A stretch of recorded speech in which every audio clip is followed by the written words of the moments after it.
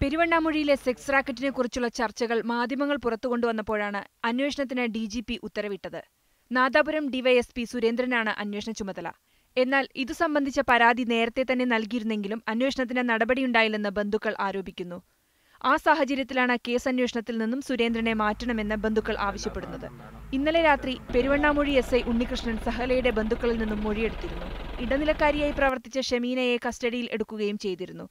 കേസിന്റെ അന്വേഷണ ചുമതലയുള്ള ഡിവൈഎസ്പി സ്ക്വാഡിൽ പെരുവണ്ണാമൊഴി എസ്ഐ ഉണ്ണികൃഷ്ണനെ ഉൾപ്പെടുത്തിയില്ല. ഇത് കുറ്റവാളികളെ രക്ഷിക്കാനാണെന്ന് ആരോപണവുമുണ്ട്. ഡിവൈഎസ്പി ഈ പരാതി കൊടുത്തതിന് ശേഷം ഒരു പ്രതികൾക്ക് പുറത്ത് പോകാനുള്ളൊരു ചാൻസാണ് ഉണ്ടായിക്കൊടുത്തത് ഞാൻ മനസ്സിലാക്കുന്നു. ഡിവൈഎസ്പി ആയിട്ടുള്ള ഒരു മുന്നോട്ടുള്ള കേസ് അന്വേഷണങ്ങൾക്ക് നമ്മൾ യോജിപ്പില്ല. കഴിഞ്ഞ ദിവസം ആത്മഹത്യയ്ക്ക് ശ്രമിച്ച +2 വിദ്യാർത്ഥിനിയിൽ നിന്നും പോലീസ് മൊഴിയെടുത്തിട്ടുണ്ട്. 10 പേർക്കെതിരെ പെൺകുട്ടി മൊഴി നൽകിയതായാണ് സൂചന. കേസിന്റെ അന്വേഷണ ചുമതലയിൽ നിന്നും സുരേന്ദ്രനെ മാറ്റണമെന്നാവശ്യപ്പെട്ട് പെരുവണ്ണാമൊഴി പോലീസ് സ്റ്റേഷനിലേക്ക് വൈകിട്ട് ബഹുജന മാർച്ച് നടക്കും.